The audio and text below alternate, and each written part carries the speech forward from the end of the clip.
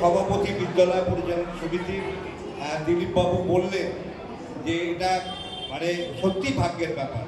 একটা বিদ্যালয় অনেক কষ্ট, অনেক চড়াই উতরাই পার করে তবে শতবর্ষের আলোকে আলোকিত হয়। আজকে যখন এই বিদ্যালয়টি প্রতিষ্ঠা হয়েছিল তখন মনে করে দেখো একটু 1924 সাল, ভারত পরাধীন, ব্রিটিশ রাজত্ব করছে। তখন এই রাস্তাঘাটও এত ভালো ছিল না। এখানে যারা আছেন প্রবীণ মানুষ, আমিও একজন প্রবীণ, 80 বছর বয়স এখন। সুতরাং আমিও কলকাতা শহরকে 4-5 বছর বয়সের কলকাতা শহরকে দেখেছি, কলকাতাতেই আমার বাড়ি। সুতরাং বলতে পারি কলকাতা শহর এরকম ছিল না, এখন অনেক কিছু হয়েছে।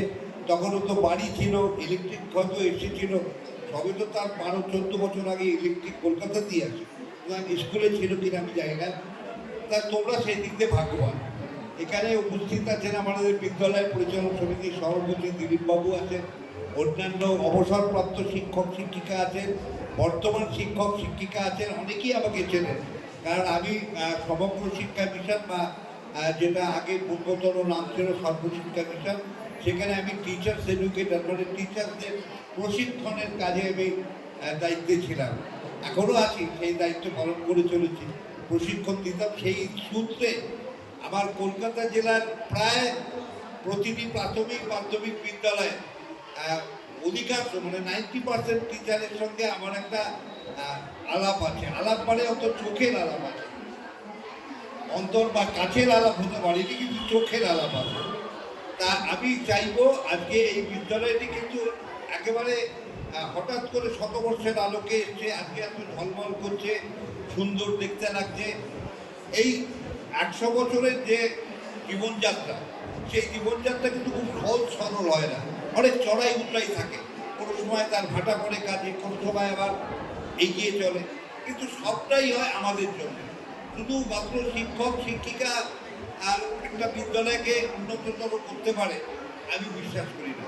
আমার বিশ্বাস মানুষ, এলাকার মানুষ, বিশেষ করে এইরকম যারা বিদ্যালয়ের প্রাক্তনী অথচ বিদ্যালয়ের সভাপতি এখন, তাদের মতো মানুষ যারা আছে, যারা প্রাক্তন শিক্ষক শিক্ষিকা, আজকেই দেখলাম, একেবারে ঠিক বলেছেন আপনি, এটাও আমার সৌভাগ্য একটা, আমারও এখানে এসে একটা সৌভাগ্য হয়েছে যে প্রাক্তন শিক্ষিকা প্রধান শিক্ষিকা আমাদের প্রধান শিক্ষকের হাতে 50,000 টাকার একটা চেক তুলে দিচ্ছেন। তিনি বলছেন আমি মঞ্চে লঞ্চে দেবো না, এই অফিস গড়েই দিলাম, ছবি তুলতে হবে না।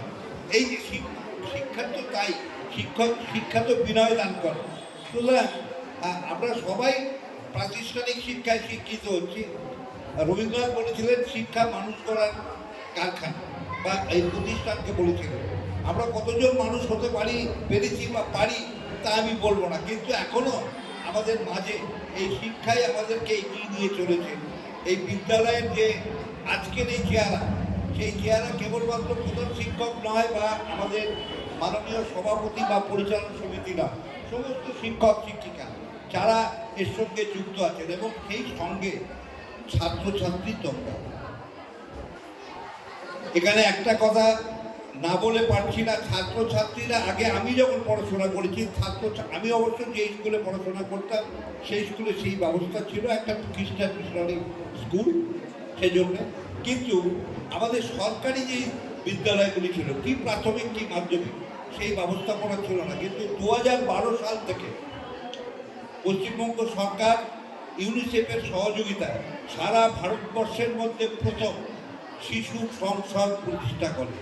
এই শিশু সংসদ প্রতিষ্ঠা হওয়ার পর সেখানে মহাত্মা গান্ধীর যে ভাবনা, ছাত্র সংসদ হবে, মন্ত্রিসভা হবে, সেখানে প্রধানমন্ত্রী থাকবেন, খাদ্যমন্ত্রী, শিক্ষামন্ত্রী, ক্রীড়ামন্ত্রী, তারপরে সাংস্কৃতিক মন্ত্রী। এই যে মন্ত্রী পরিষদের মাধ্যমে বিদ্যালয়ের একটা কি বলবো সর্বাঙ্গীন বিকাশের দিকে তারা অংশগ্রহণ করবে না। আজকে কেবলমাত্র বিদ্যালয় প্রধান শিক্ষক কত নেতৃত্ব দেয় বা তার সঙ্গে আরো কয়েকজন শিক্ষক নেতৃত্ব দেয়, কিন্তু সমস্ত শিক্ষক, সকল শিক্ষক শিক্ষিকা এবং ছাত্রছাত্রী এবং সঙ্গে পরিচালন সমিতির সক্রিয় সহযোগিতা এবং সর্বোপরি অভিভাবক বা স্থানীয় মানুষের যদি সহযোগিতা না থাকে বিদ্যালয় কখনো এই শতবর্ষের আলোয় আলোকিত হতে পারে না।